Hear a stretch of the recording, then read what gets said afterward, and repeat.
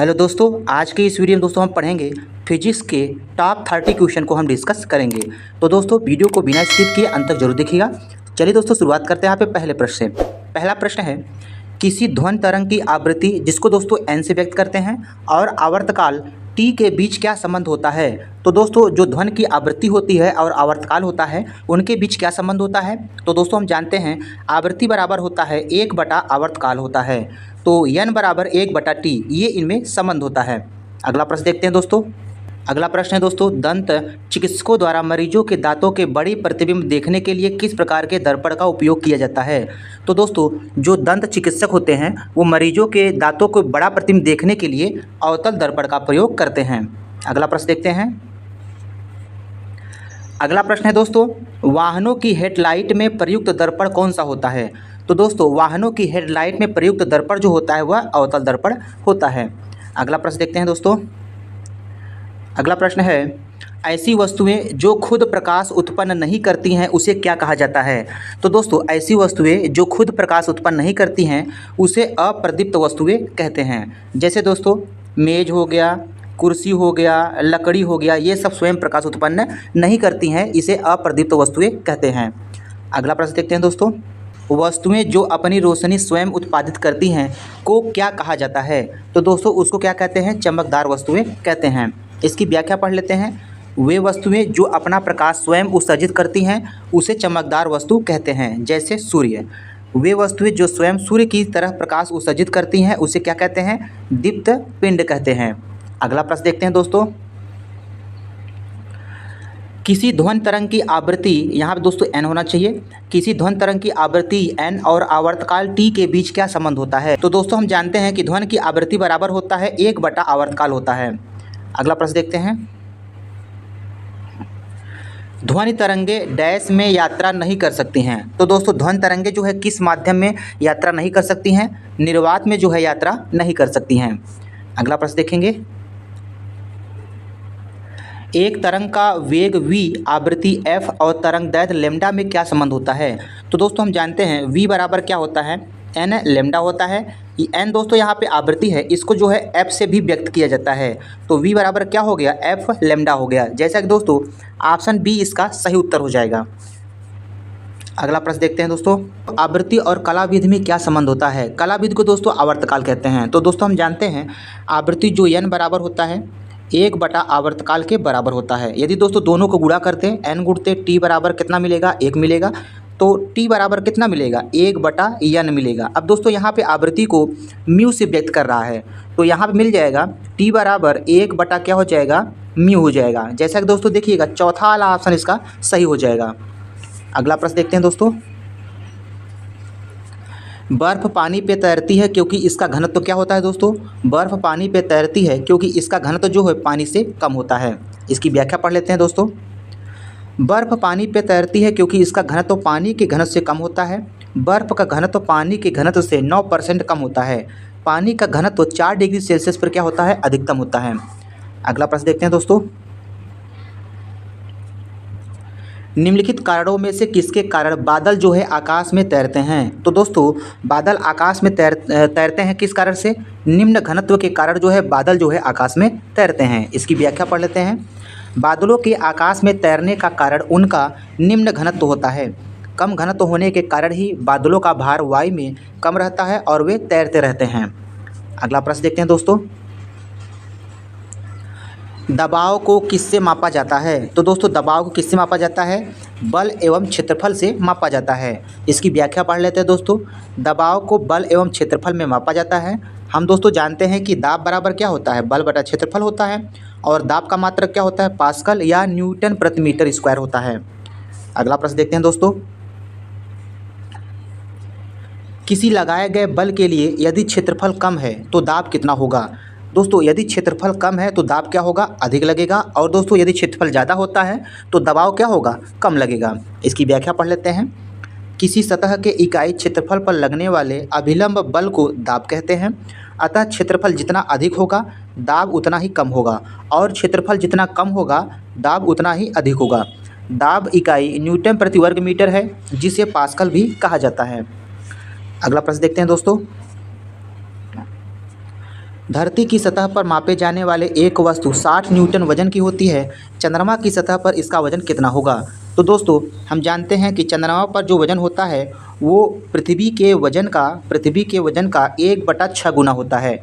तो 6 से कैंसिल कर देंगे, कितनी बार जाएगा दोस्तों, 10 आएगा। तो चंद्रमा पर इस वस्तु का भार कितना होगा, 10 न्यूटन होगा। पहला वाला इसका उत्तर सही हो जाएगा। अगला प्रश्न देखते हैं दोस्तों। सार्वत्रिक गुरुत्वाकर्षण नियतांक जिसे कैपिटल जी कहते हैं, इसका एसआई मात्रक क्या होता है। तो दोस्तों सार्वत्रिक गुरुत्वाकर्षण नियतांक कैपिटल जी का मात्रक होता है न्यूटन मीटर स्क्वायर प्रति किलोग्राम स्क्वायर होता है। ऑप्शन बी इसका सही उत्तर हो जाएगा। अगला प्रश्न देखते हैं दोस्तों। गुरुत्वाकर्षण नियतांक कैपिटल जी का मान कितना होता है। तो दोस्तों गुरुत्वाकर्षण नियतांक कैपिटल जी का मान होता है 6.6734 गुणित 10⁻⁻11। मात्रक दोस्तों क्या होगा, न्यूटन मीटर स्क्वायर प्रति किलोग्राम स्क्वायर होगा। जैसा कि दोस्तों चौथा वाला ऑप्शन देखिए इसका सही हो जाएगा। अगला प्रश्न देखते हैं। इनमें से कौन सी धातुओं का उपयोग विद्युत तार बनाने के लिए किया जाता है। तो दोस्तों हम जानते हैं कि तांबा धातु का उपयोग जो है विद्युत तार बनाने के लिए किया जाता है। अगला प्रश्न देखते हैं दोस्तों। प्रिज्म द्वारा इनमें से किस रंग की प्रकाश किरण का विचलन जो है अधिकतम होता है। तो दोस्तों हम जानते हैं कि बैगनी कलर का जो होता है वो विचलन जो होता है अधिक होता है। अगला प्रश्न देख लेते हैं। अगला प्रश्न है दोस्तों, लेंस बनाने के लिए निम्नलिखित में से किसका उपयोग नहीं किया जाता। तो दोस्तों लेंस बनाने के लिए किसका उपयोग नहीं किया जाता, मिट्टी का उपयोग नहीं किया जाता। इसकी व्याख्या पढ़ लेते हैं। लेंस बनाने में पारदर्शक माध्यम का प्रयोग किया जाता है जो प्रकाश की किरणों को अपने से गुजरने देता है, जैसे कांच, पानी, प्लास्टिक आदि। जबकि अपारदर्शक माध्यम का प्रयोग नहीं किया जाता क्योंकि वे प्रकाश की किरणों को अपने में से गुजरने नहीं देते हैं, जैसे मिट्टी हो गया, लोहा हो गया आदि। अगला प्रश्न देखते हैं दोस्तों। रूढ़ प्रतीकों के साथ लेंस फार्मूला क्या होता है। तो दोस्तों लेंस फार्मूला क्या होता है, 1/v माइनस 1/v बराबर क्या होता है, 1/f होता है। अब दोस्तों यहाँ पे f क्या है, यह फोकस दूरी है, u क्या है, वस्तु की दूरी है, v क्या है, प्रतिबिंब की दूरी है। अगला प्रश्न देख लेते हैं दोस्तों। एक उत्तल लेंस की फोकस लंबाई 25 सेंटीमीटर है, इसकी क्षमता जो है कितनी होगी। तो दोस्तों हम जानते हैं लेंस की क्षमता जो d होता है वो सूत्र होता है 100/f होता है सेंटीमीटर में। तो दोस्तों 100/f, f का मान रखेंगे 25, तो 25 चौका 100, 4 डायोप्टर ये लेंस की क्षमता हो जाएगा। चौथा वाला इसका ऑप्शन मैच कर रहा है। अगला प्रश्न देखते हैं दोस्तों। मानव मस्तिष्क में ध्वनि की अनुगूंज कितनी देर तक कायम रहती है। तो दोस्तों मानव मस्तिष्क में ध्वनि की जो अनुगूंज होती है वो 1/10 सेकंड तक जो है कायम रहती है। और दोस्तों 1/10 को अगर हम दशमलव में बदलेंगे तो 0.1 सेकंड इसका सही उत्तर हो जाएगा। अगला प्रश्न देखते हैं दोस्तों। ध्वनि का प्रसार डैश में अधिकतम होता है। तो दोस्तों ध्वनि का प्रसार जो है सबसे अधिक होता है ठोस में, ठोस से दोस्तों कम होता है द्रव में, और सबसे कम किस में होता है, गैस में होता है। तो इसमें पूछा है कि ध्वनि का प्रसार जो है किस में अधिकतम होता है, ठोस में सबसे अधिकतम होता है। अगला प्रश्न देखते हैं दोस्तों। पानी के द्वारा ऊपर की तरफ लगाया गया बल क्या कहलाता है। पानी के द्वारा ऊपर की तरफ लगाया गया बल दोस्तों उत्प्लावन बल कहलाता है। जैसे कि दोस्तों यहाँ पे हम एक बीकर ले लेते हैं और कुछ तरह से यहाँ पे पानी भरा हुआ है और एक वस्तु यहाँ पर रख दिया गया है। तो दोस्तों जो ऊपर की ओर बल लगता है उसको क्या कहते हैं, उत्प्लावन बल कहते हैं। और जो ये नीचे की तरफ बल काम करता है दोस्तों उसे क्या कहते हैं, भार बल कहते हैं। अगला प्रश्न देखते हैं दोस्तों।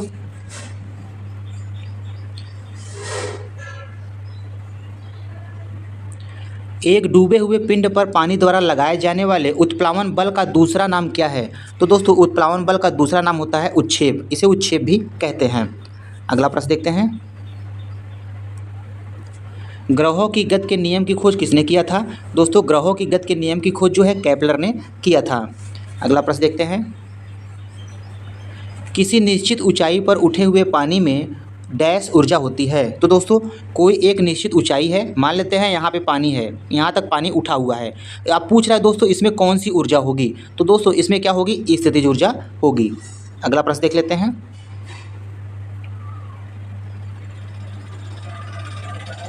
10 किलोग्राम की एक वस्तु 2 मीटर पर सेकंड की गति से आगे बढ़ रही है तो वस्तु की गति ऊर्जा कितनी होगी। तो दोस्तों गति ऊर्जा का सूत्र होता है 1/2 गुणते mv² होता है।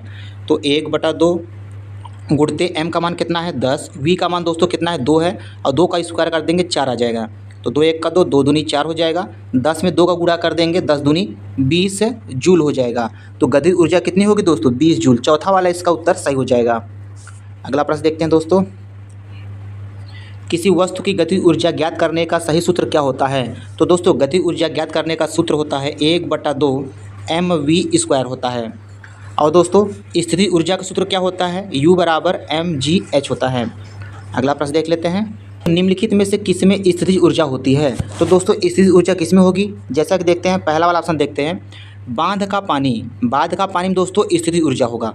उड़ता हुआ वायुयान ये दोस्तों गतिशील अवस्था में है इसलिए इसमें गतिज ऊर्जा होगा। दौड़ता हुआ धावक इसमें भी गतिज ऊर्जा होगा। गिरता हुआ वायुयान इसमें भी गतिज ऊर्जा होगा। तो दोस्तों पहला वाला बांध का पानी स्थिर रहता है, इसमें क्या होगा स्थिति ऊर्जा होगा। अगला प्रश्न देखते हैं, इनमें से किस वस्तु के पास गति ऊर्जा नहीं होती है। ऑप्शन है दोस्तों बहती हवा, लुढ़कता पत्थर, उठा हुआ हथौड़ा, चलती हुई गोली। ये दोस्तों आज का जो है होमवर्क है। इस प्रश्न का जवाब आप जो है कमेंट बॉक्स में आप हमें बताओगे। और दोस्तों वीडियो कैसा लगा कमेंट करके जरूर बताइएगा, लाइक कीजिएगा, शेयर कीजिएगा। मिलते हैं नेक्स्ट वीडियो में, धन्यवाद।